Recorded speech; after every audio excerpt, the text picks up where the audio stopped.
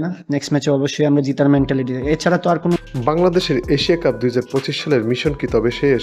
Group পর্বে শ্রীলঙ্কার বিপক্ষে হেরেও বাংলাদেশের এখনও সুপার ফোরে যাওয়ার সমীকরণ টিকে রয়েছে।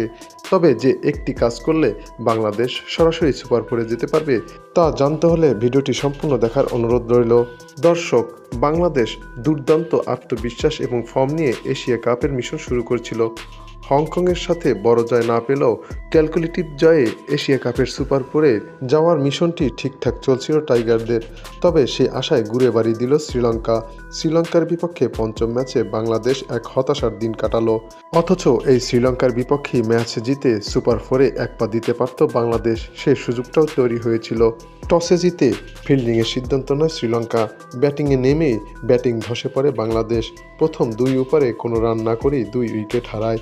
তাতেই বাংলাদেশ চাপে পড়ে যায় এবং শেষমেশ ২০ ওভারে ১৩৯ রান করতে সক্ষম হয়। জবাবে ব্যাট করতে নেমে শ্রীলঙ্কা হেসে খেলেই ১৫ ওভারেই ৬ উইকেটের বিশাল জয় পায় শ্রীলঙ্কা। তবে এখানেই বাংলাদেশের সুপার ফোরে যাওয়ার পথ এখনও বন্ধ হয়নি, এখনও রয়েছে সুযোগ। সেজন্য অপেক্ষা করতে হবে ২টি ম্যাচের দিকে।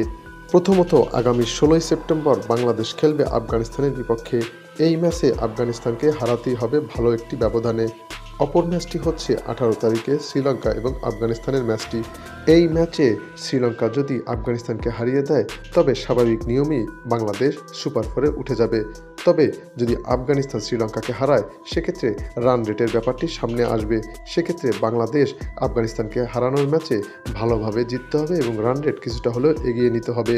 কিন্তু যেখানে শ্রীলঙ্কার হাসারাঙ্গার স্পিনের বিপক্ষে কষ্ট হচ্ছিল লিটন হৃদয়দের, সেখানে রশিদ, নবী ও নূরদের স্পিন কীভাবে সামলাবে বাংলাদেশ সেটাই এখন দেখার বিষয়।